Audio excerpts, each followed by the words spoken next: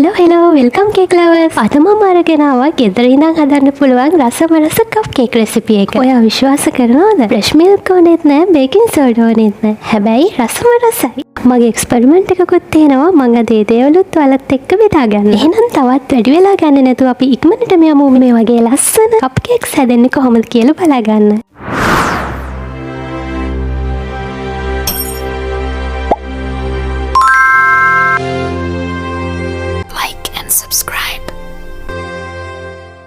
මමද kilo එකේ ප්‍රමාණයක් හදාගන්නේ. මුලින්ම අවශ්‍ය වෙනවා පාන් පිටි ග්‍රෑම් 250, බේකින් පවුඩර් තේ හැඳි 2. මතක ඇතිව බේකින් පවුඩර් ගත්තේ හොඳ බ්‍රෑන්ඩ් එකක් තෝරගන්න. ඒත් එක්කම එක්ස්ට්‍රා ග්‍රෑම් 250. ඔයා කැමති බටර් වර්ගයක් ගන්න කාමර උෂ්ණත්වයේ තියෙන.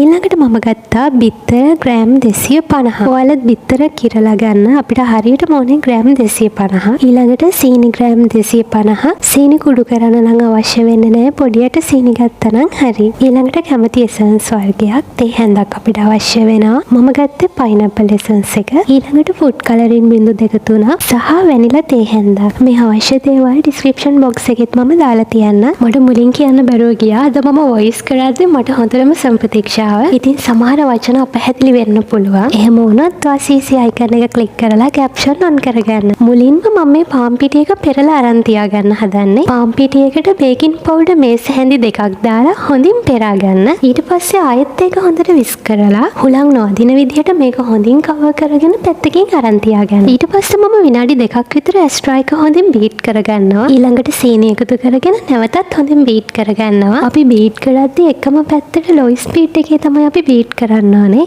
වීඩියෝ එක දික් කරන නිසා මම මේ වීඩියෝ එක තමයි ස්පීඩ් කරේ. වෙන්න ඕනේ ලෝ ස්පීඩ් එකේ වැඩි වෙලාවක් බීට් කරන එක. මේ වෙලාවේ සීනි එක දියුනේ නැහැ කියලා නම් ලොකු ගැටලුවක් නැහැ. මොකද අපි බිත්තර එකින් එක එකතු කරගෙනනේ බීට් කරන්න. එතකොට ඒ අවස්ථාවේදී සීනිත් හොඳට දිය වෙනවා. මේ වගේ බිත්තර එකින් එක එකතු කරගෙන විනාඩිය ගානේ වගේ හොඳින් බීට් කරගන්න. ඒ වගේම මේ ස්පැචුවල එක ආධාරයෙන් වටේ තියෙන ද්‍රාවණෙත් නිතර මැදට එකතු කරගන්න ඕන. කොහොම හරි වෙන්න ඕනේ ලෝ ස්පීඩ් එකේ වැඩිපුර බීට් කරන එක. බිත්තර එක බීට් වෙන අතරතුරේ මම ඔයාලට පුංචි දෙයක් කියන්න. බටර් කේක් එකට ගන්න රෙසිපි එකම තමයි අපි කප් කේක් එකටත් ගන්න. හැබැයි එතන පුංචි වෙනසක් තියෙනවා. අපි බටර් කේක් වලට ෆ්‍රෙෂ් මිල්ක් එකතු කරනවානේ.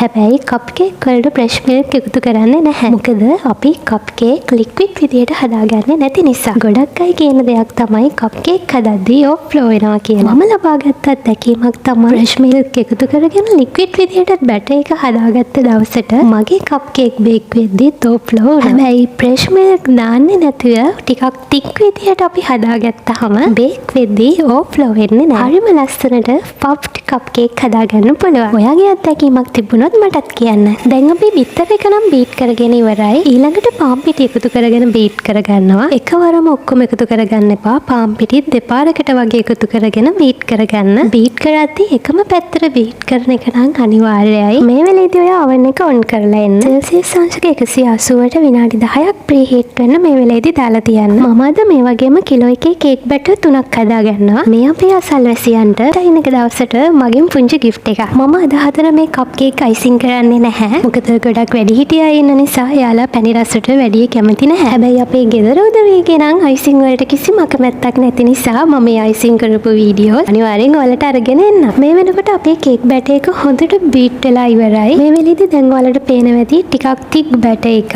බීටරේ පාර හිටිනවා. මම දැන් මේ වෙලේ පයිනැපල් එසන්ස් එකෙන් තේ හැඳක් එකතු කරගන්නවා. ඊළඟට වැනිලා එකනොත් මම තේ හැඳක් බැටර් එකට එකතු කරගෙන ආය හොඳින් බීට් කරගන්නවා. මේ වෙලේ නම් බැටර් එක හොඳට මික්ස් වෙලා තියෙන්නේ. දැන් ඉතින් අපිට තියෙන කප් කේක් ලයිනර්ස් වලට දාගන්න. කප් කේක් ලයිනර්ස් නම් සයිස් වර්ග ගොඩකින් තියෙනවා. මම නම් හිතනවා ලයිනර්ස් ගත්තී ටිකක් විශාලත්වයෙන් වැඩි ලයිනර්ස් තෝරගත්තොත් කප් කේක් එකේ ලස්සනත් ටිකක් වැඩි වෙනවා කියලා. හැබැයි ඔයා බිස්නස් එකක් විදිහට නම් කරන්නේ කප් කේක් ලයිනර්ස් ගැන ටිකක් සැලකිලිමත් වෙන්න. මේ තින්නේ මම ඕඩර් කරලා ගෙන්නගත්ත කප් කේක් ලයිනර්ස් වගේක්. හැබැයි මේකේ නම් ක්වොලිටි ටිකක් මට මදි. මම ද සයිස් දෙකෙන්ම භාගේ ගන්නම්. මොකද ඔයාලටත් පොඩි අයිඩියා එකක් ගන්න පුළුවන් නිසා. මම මේ ටික ටිකට ෆෘට් කලරින් එකතු කරන්නේ නැහැ. මේ වෙලේදී මම වියලි මිදි ටිකක් එකතු කරගන්නවා රස වැඩි කරගන්න. නැවතත් මම ටිකක් මික්ස් කරගෙන බැටර් එක එකතු කරගන්නවා කප් කේක් ලයිනර්ස් වලට. මේ වැඩේ මෙහෙම කරනවට වැඩිය පයිපින් බෑග් එකක් ආධාරයෙන් කප් කේක් ලයිනර්ස් වලට පුරව ගත්තා නම් තවත් ලේසි. ඔයාලා කප් කේක් අයිසිං කරනවා නම් කප් කේක් සයිස් එකෙන් 4න් 3ක් වගේ බැටර් එක දාගන්න. මම අයිසිං කරන්නේ නැති නිසා ටිකක් පුරවලා බැටර් එක එකතු කරගත්තා. ටූත් පික් එකක් ආධාරයෙන් මේ වගේ එයා බබල්ස් නැති කරගන්න පුළුවන්. අවසානයේ මේකේ රසත් ලස්සනත් වැඩි කරගන්න මම මේකට ඩාර්ක් චොක්ලට්, වයිට් චොක්ලට් එකතු කරගන්නවා. එතකොට මේක බේක් වෙද්දී ලස්සනට මේක මෙල්ට් වෙලා එනවා. මේ තියෙන්නේ සයිස් දෙකක ලයිනර්ස් වලට පුරවගත්ත බැටර් එක. දැන් විනාඩි 10ක් ප්‍රීහීට් වුණු oven එකට මම මේක දාලා බේක් කරගන්නවා. ඔයාලට දැන් බේක් වෙද්දී බලා ගන්න පුළුවන් කිසිම කප් කේක් එකක් ඕවර්ෆ්ලෝ වෙලා නැහැ. ලයිනර් එකෙන් පිටතට ගිහිල්ලා නැහැ. ලස්සනට කප් කේක් එක පිපිලා ඇවිල්ලා තියෙනවා. ඒ වගේම අපි ලයිනර්ස් සයිස් දෙකකින් දාගත්තා. මේ තියෙන්නේ සයිස් දෙකේ පෙනුම. මම අර කලින් කිව්වේ මේ දේ. කප් කේක් ලයිනර්ස් විශාල වෙනකොට